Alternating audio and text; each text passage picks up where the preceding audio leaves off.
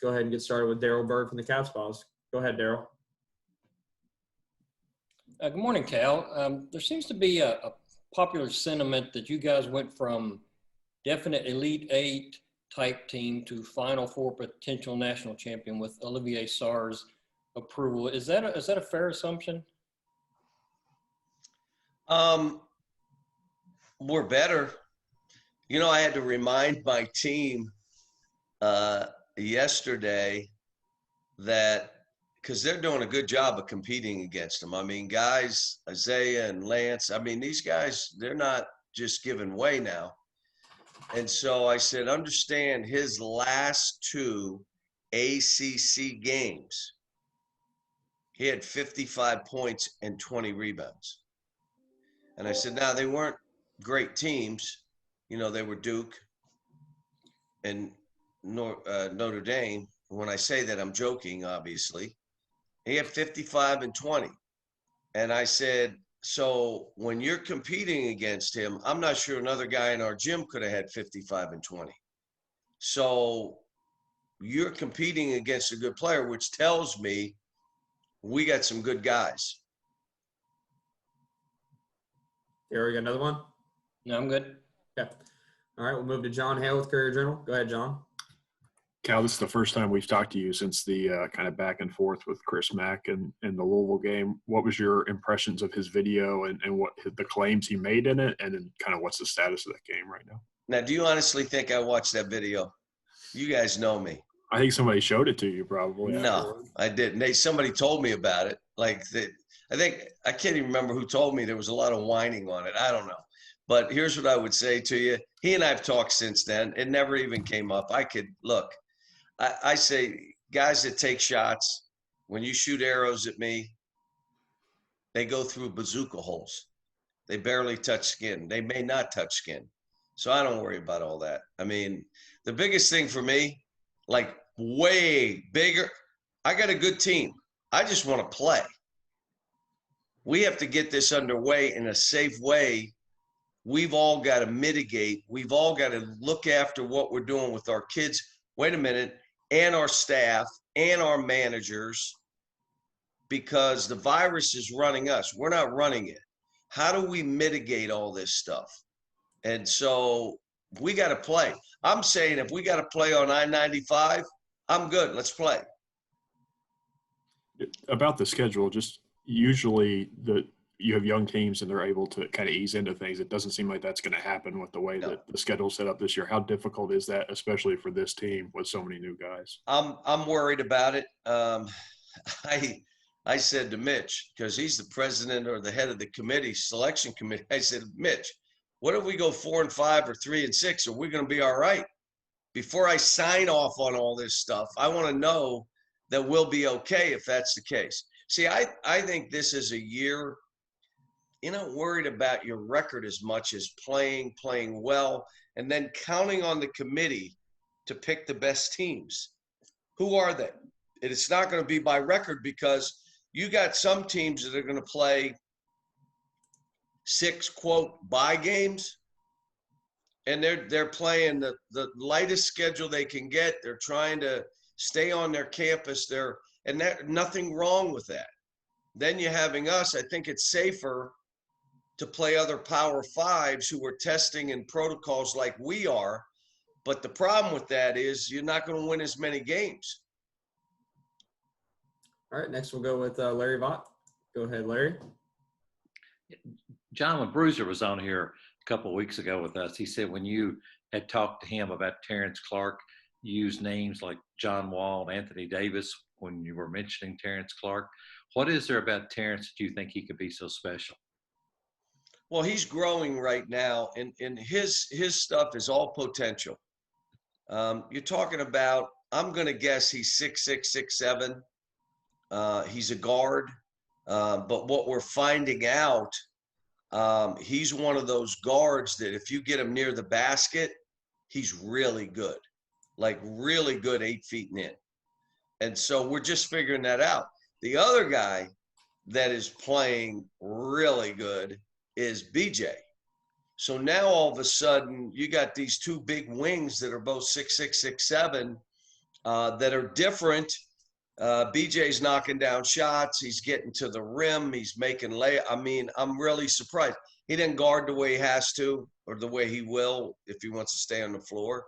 You know, Devin and Davion, both different, which is great for us. They're playing well. So the guard play looks to be pretty solid right now. But, you know, up front, we're big. We could be 7 foot, 6'11", you know, 6'7", 6'7", or you could go with another big guy and 2 big guards. I mean, we could be a big team. You won't believe this. We are working on zone. Now, we'll probably play it a possession or 2 for the season, but we're working on it. So, but with Terrence, what makes him so special in your mind? Again, he's long, he's athletic, he's quick. You know, what he's learning to do is not mess with the ball. Like right now, we chart lane touches. So throughout the practice and accumulated for the year to this point, how many lane touches? By far, he has the most lane touches. And that includes big guys who are catching it passes. That's a lane touch where they're posted up. He's probably got double the lane touches of anybody on the team. Now, it's taken him time because he's used to messing with the ball, and we're just saying, get the ball by the man and get in the lane. So he's playing in a way he had played. So his decisions are still coming around. Like, okay, you're now not messing with it. You're running downhill. You got to slow your mind down. Do I have a runner? Do I have a layup? Do I have a lob? Do I have to stride stop? And that's what we work on. And what I'm trying to get them to understand is you have a freedom inside of the principles that we're teaching. You have a freedom inside of the skill set you have. In other words, you're not a three-point shooter. You're not shooting threes. If you're a driver, figure out areas to drive. If you want to shoot threes, get in the gym and start making threes. So we're doing all that. And Terrence, like I'm on right now based on the fact that he's got a chance to really be special. But I'm saying again, Olivier's playing well. I'll tell you the other kid that's like surprised me is Isaiah. Can do more than I thought. You know, we have too many one-handed rebounders right now. We're doing defensive drills, doing stuff, playing, and we get a good stop, and then we don't rebound the ball. Or we go after a ball with one hand, and now it's tipped away. So we're doing a lot of conditioning because of stuff like that right now. Next up, we'll go with Adam Zagoria. Go ahead, Adam. Hi, John. How you doing? Good. You know, you mentioned the mitigation stuff. A couple teams already, Villanova and Marquette, I think have had to pause, you know, basketball activities for 14 days because they had some positive COVID tests. I guess how much do you think the season as a whole could be sort of interrupted and paused by different teams having to stop, you know, for 14 days if they get positive tests? And, you know, would you guys stop for 14 days in the middle of the season if you get positives? You'd have no choice. We don't run this. The virus runs us. But let me start by telling you, we're in a bubble. So the bubble being our lodge, single room, and their own bath, cook, chef in the building. They eat there. They walk across the parking lot in the practice facility, which there's no one even in the offices in that building yet. So they're in there by themselves. Other parts of the building have some other teams, but we never cross paths. We never see each other. We're in a bubble. I'm feeling very comfortable to the 25th of November. We're also wearing chips that they're doing in football. And what we're finding out is unless you're playing against somebody a lot, you're not going to be in his space more than 15 minutes, 6 feet. And as coaches, managers, we're not near the players 5 minutes in a practice, 3 minutes in a practice. So what we've mitigated by wearing the chips, if it's the players and they're staying in the bubble, they should be fine. We leave the bubble to go home. Managers, coaches, some of the managers are in the lodge. But when we come back, we're not in there. We got masks on and we're not close enough to them. So I feel good till the 25th. The 25th, I don't know how this thing's going to play out. And I will tell you, if one of our kids is positive and is traced, we're out 14 days. What we're trying to do is say, if they have no symptoms in that 14-day period, we have to make conditioning available to them away from our team. If it's tracing 3 or 4, they should be able to condition. They have no symptoms away from our team, sanitize the building. They go back, they're away, but they should be able to condition, not stay in a room. Here's what no one's taking into account. Hardened criminals are not thrown in jail to where they can't come out of a room for 14 days. They're just not. Sure. And so 4 walls for 14 days, food's delivered, knock on the door, wait 10 seconds. All right, now open the door and take your food and come on now. Come on. So we got to figure that part of it out for all these players. But we're in the same boat as any other school. We had at one point traced to a bunch of our guys. None of them ended up having it. I think we've gone and 5 or 6 weeks where we've been good, but we're in a bubble. We should be good. On the 25th, it changes. Now, in our schedule, we also have backups in case another team gets sick. So we got our schedule, which we were ahead of this because we just said, okay, played war games. If they give us this date, that date, what's our schedule look like? Let's get it ahead of time. And then what if this team gets sick, this team, that team? How do we do this? So we have some backups in case something like that happens. And I'm sorry, just to clarify, you mean is that for just non-conference or for SEC? Yeah, non-conference. Obviously, if someone gets sick, it'll be a makeup game. Right. I guess. I don't know.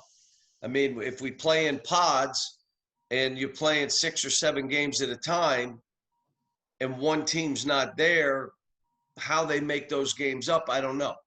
I mean, we're counting on the league office to have plan A, B, C, D, and E, and maybe F. All right, next up, we're going to go with Aiden Alperstein. Go ahead, Aiden. Hey, Coach. How you doing? Good.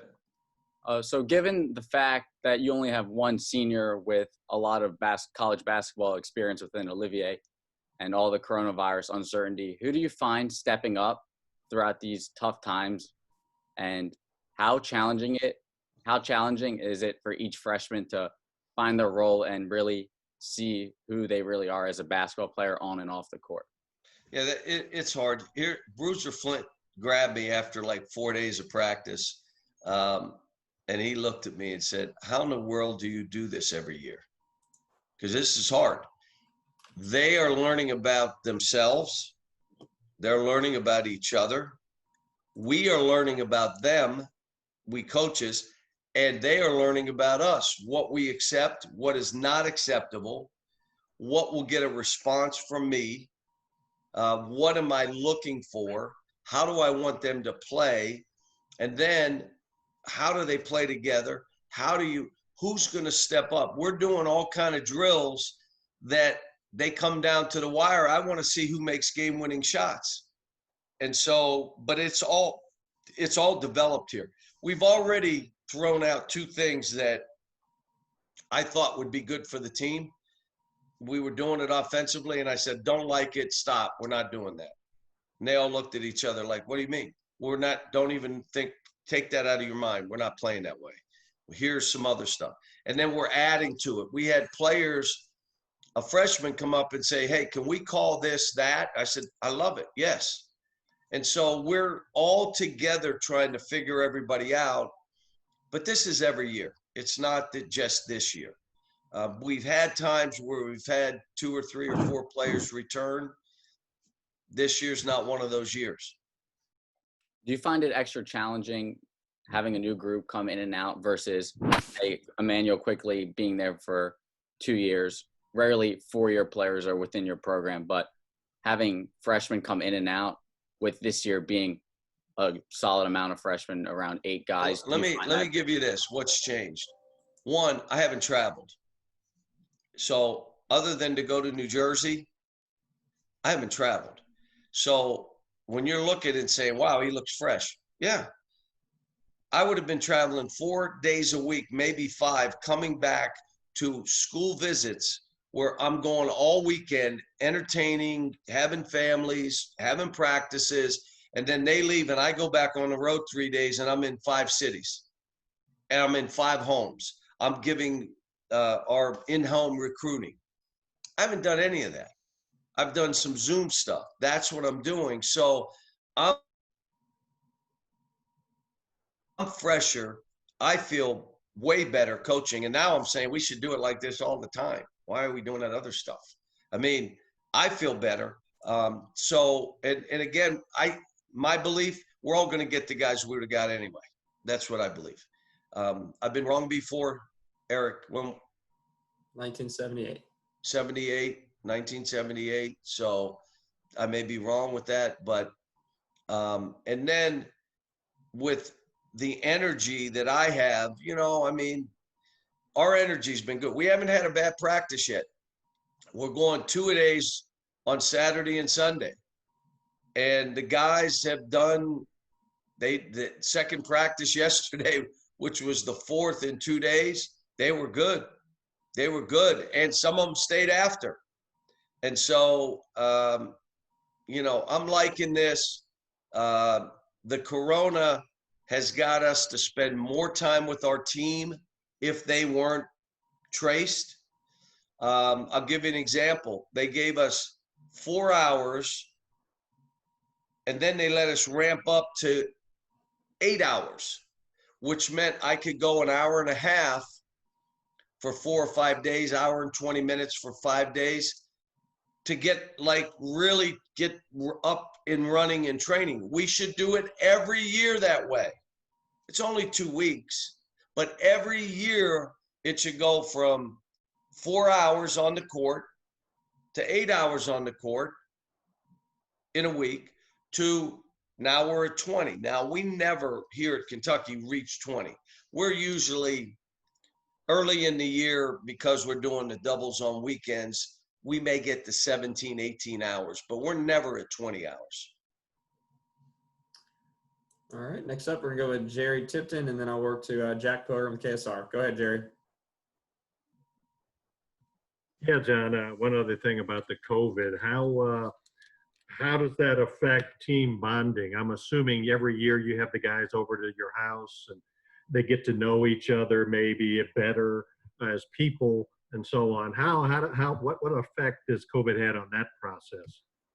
I hate to tell Jerry you asked a good question, but Jerry, this is the first time in my career here at Kentucky, I'm going to say this. That is a good question. Very thoughtful. I don't even want to say thoughtful. Let me just say it was a good question. Okay. So I can't have him here right now.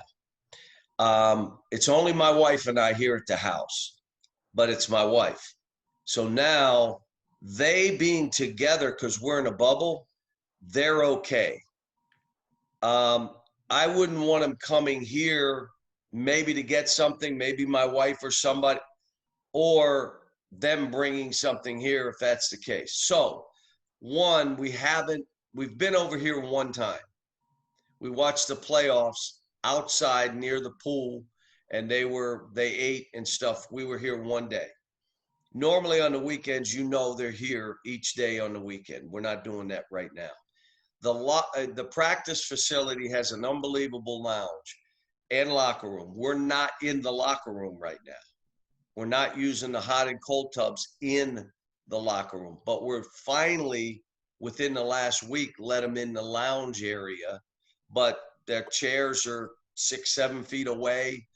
Only 10 can go in because of the space. It's only open so many times, but here's what I would say. What happened in the NBA bubble?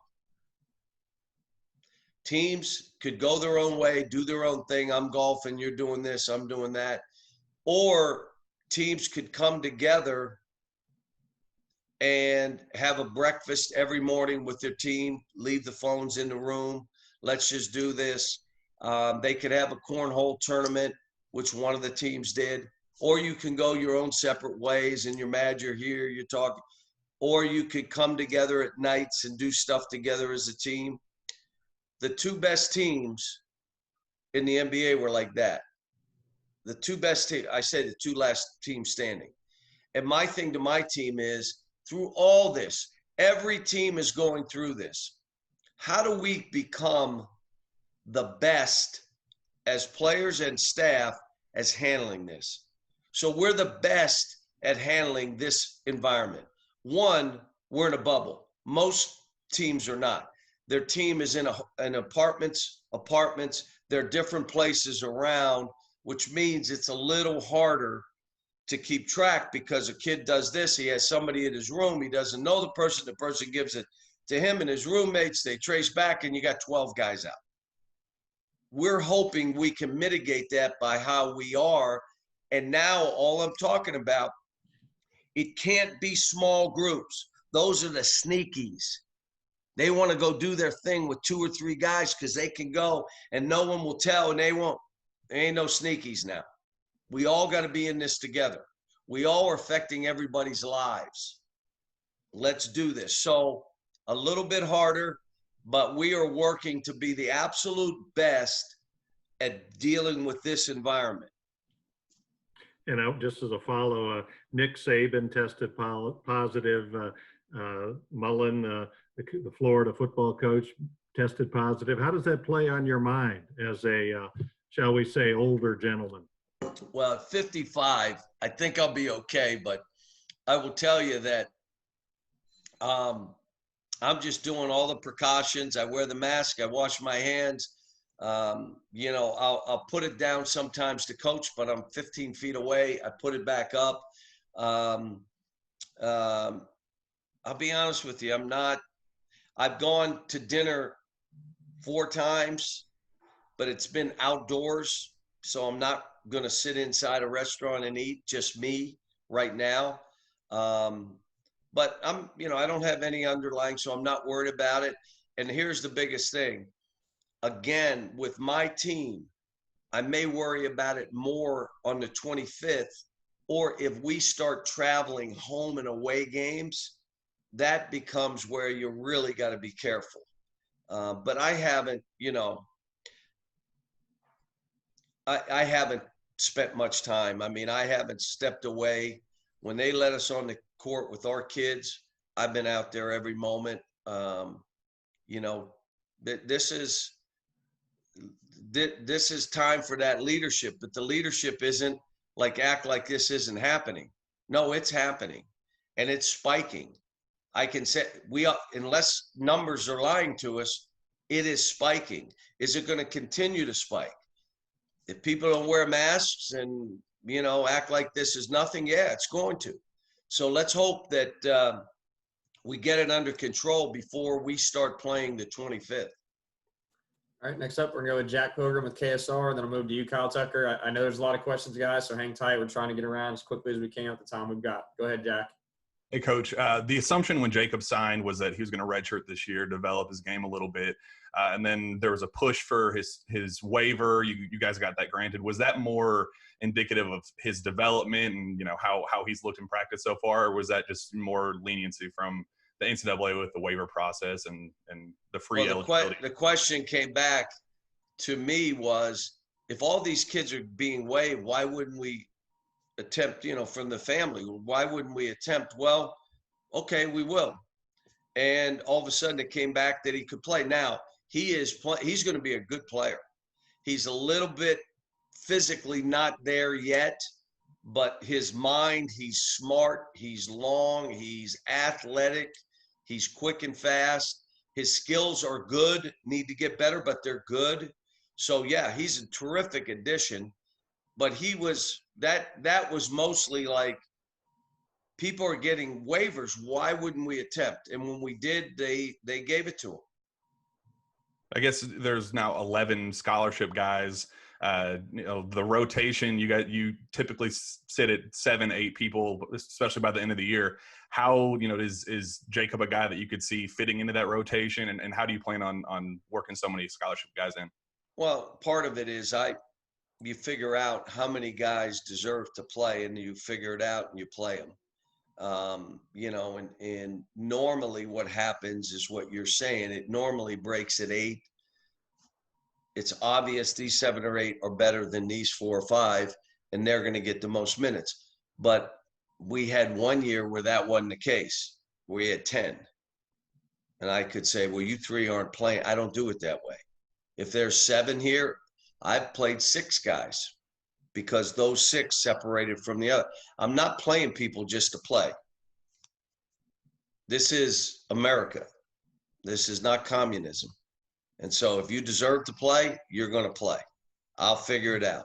If you don't, if someone else deserves it more than you and there's no question, he's playing. I mean, last year we went 2-3 guards. I wasn't doing that early in the year, but as the year went on, I just said, I can't. Emmanuel Quickly, he needs to be starting. That means somebody else you can't start. He ends up being player of the year in our league. But he trusted me to figure it out. These kids will do the same. They'll trust me. But you know what? They'll know before I know who those 7, 8, 9 are. And if it's 9, we play 9. If it's 10, I platoon. I don't see it, but if it was that, and there were 10 guys that are all playing well, then we figure it out as a team. Now, from that team, we had the 4 lottery picks. We had the number 1 pick. We ended up having, I believe, 9 or 10 guys off that team drafted. It didn't hurt anybody. Didn't. So if I play 9, it's because 9 deserve to play and no one will be hurt by it. If we play 8 or 7, it's because those 8 or 7 absolutely deserve, there's a gap.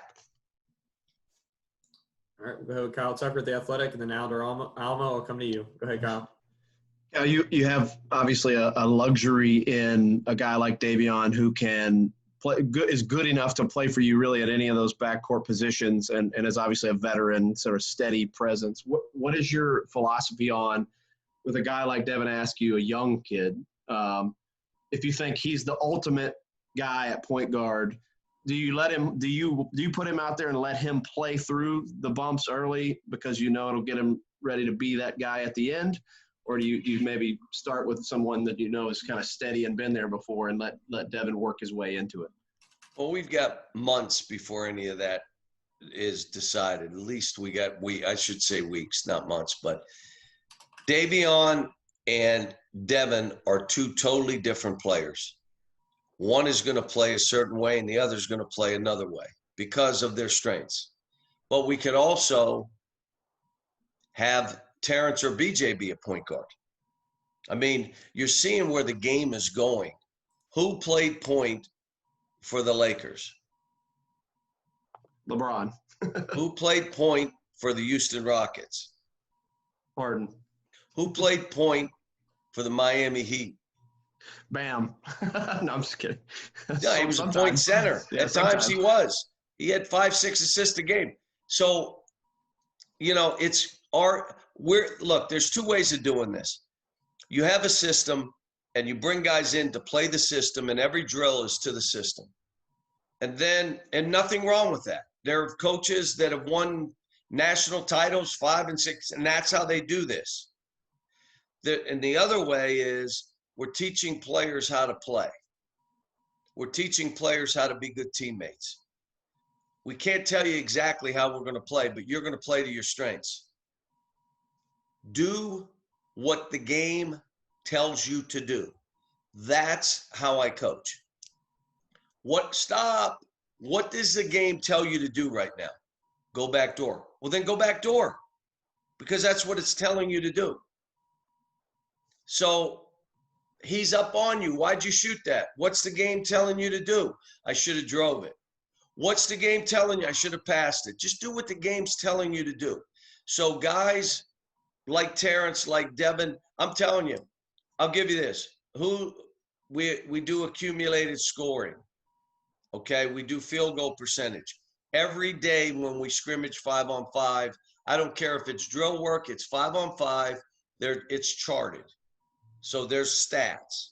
Stats indict, the film convicts. Okay? So we keep stats every practice. And then it's accumulated. Who's shooting the highest percentage from the floor right now? BJ. Isaiah. Devin Askew. Okay? Who scored the most points? BJ. Boy, you just keep being wrong. Last time you were right. 1978. Okay. Olivier. Who's got the most rebounds? Lance Olivier. Ware. Who's got the most block shots? Isaiah. Who's got the most lane touches? Terrence. Okay? So when I go, who's got the most deflections? Devin. Who's got the highest three-point field goal percentage? I mean, it's there and they see it. So you're not just out here playing for funsies. There are numbers that go along with what you're doing in our practice. I put 5 guys together, and I'm not going to tell you who the 5 were, but they won 22-2. 22-2. And now you're like, okay. And they were talking and flying, and then the other team kind of goes back, not knowing how do we fight out of this. It just shows we got a long way to go. But there are stats. Guys are doing – every guy here is improved. Now, when they get numbers on their back and they're, the popcorn's popping, I don't know how many people are going to be in the seats, but you'll have a better idea of, okay, it's game time. How are they playing now?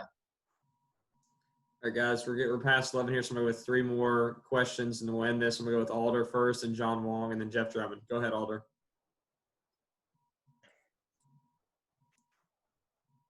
Hold on, I'm trying to unmute you. There you go. Hi, Coach. Yeah. Hi. Good morning, Coach. Thank you for doing this. I would like to ask about your players in the NBA draft.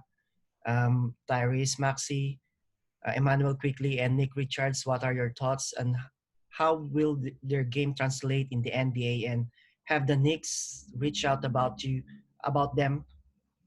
So you also have Nate, EJ, and you also have Ashton, who are going to have opportunities. But you asked me about Tyrese. I'm trying to tell everybody, when you look at Tyrese, he's a smaller version, but he's still 6'2", okay? Jamal Murray is 6'5". They both have that lower release. Everybody said Jamal would never get it off. Jamal played with Tyler Ulis, so he said, is he a point guard? They're point guards. We're teaching them to play with the ball and without the ball. And now it becomes, do they make game-winning shots? Are they that guy? Tyrese physically, athletically, he's a guy that's blocking shots, rebounding the ball, has played dribble drive, downhill runner his whole life, has to be more consistent at shooting. So did Jamal, but played similar to him here. So there are going to be people that'll pass on Jamal that'll regret, like they passed on PJ, like they passed on Shea, like they passed on Jamal, if you want me to keep going, I'll keep going. He's going to be that. Emmanuel Quickly was the player of the year in our league. Is right up there with the hardest workers, spending the most time, most committed players that I've ever had. My sense to the teams, you better give him a second, third, and fourth look before you pass on him, because he's another one. Nick gives you, and also with Emmanuel, he spaces the court because he's making threes. It's what everybody knows. Where is the league going right now? You better be able to make threes. If you can't, you better have some unbelievable, you better have ESP or something like that if you can't shoot. The game has changed. And now Nick is a 7-footer who is coming into his own, blocking shots, running the floor. And now you say, again, he can shoot. He can make free throws. How do you pass on a guy his size? So I think all three of them, if I'm in the NBA and I'm looking at all these guys and what they're being able to do, how do you pass on it? Again, I come back to the culture here. You're not changing the culture. It helps change you. It teaches you to fight. It's fight or flight. And these kids fought and bust through it, and they want it. They're not afraid. Bring in who you want. And so I think all three of those kids, and really, how about Nate? Nate may be the smartest college player in the country. He went to Russia to play. Oh, yeah. And their team is playing for the cup. You ready? He's the only one right now playing that NBA teams will be able to see. And if he is a stretch 4, he may move up in the draft because he went to, and they're paying him over in Russia. And he's only there for 2 months. So he'll be done before the draft. He may be the smartest guy in college basketball. All right, we'll go to John Wong, and then we'll close out with Jeff Drummond. Go ahead, John. Hey, John, we waited forever for the Olivier Sarr decision to come down. There were all sorts of rumors out there that some of your colleagues in the SEC were speaking out against the waiver. First of all, can you confirm or deny that? And secondly, how does that work? Are you allowed to speak out against players from other teams? Now, you know me, John. You've been around me. Would I ever try to keep another player playing from another team? I don't care who they have. It's about the kid. Let him play. So if any coaches in our league did that, I would be really disappointed in how they approach all that they're doing. If you're not for kids, you're not for your own kids. If you're not for kids playing, you're not about your own kids either. So I look at this and just say I would be really disappointed. Didn't hear that. This went through a process that we thought it would go through. Again, here's what I would say with Olivier. Why was I so comfortable? Well, there are times I read tea leaves. Did I ever tell you that? I'll read tea leaves. All right, so what did they do with the spring sport athletes? Tell me, John, what they did. Hold on, I got to unmute him. Go ahead, John, you're on the spot. What did they do with spring sports? They gave them an extra year of eligibility. Okay. Now, to keep football players from opting out, I figured they're going to give these kids the same waiver. And what did they do, John? Well, it took them forever, but then they gave them the same waiver. And then what was I then thinking? You can't do spring and fall and not the winter. How are you doing that? So I looked at it and said, look, you're going to get it because of this, your appeal, which I thought could have done it anyway, or you're going to get it because of the waiver. So let's just hold tight. We're not saying anything. Let it run its course. You're going to be fine. I can't believe other coaches didn't see that coming.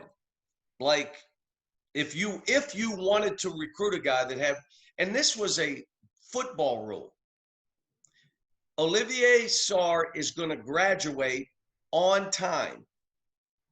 So this isn't he's taking a major that they didn't have at Wake. All the stuff, it was fine. If other coaches looked into that and wanted to do a kid for 1 year, they could have.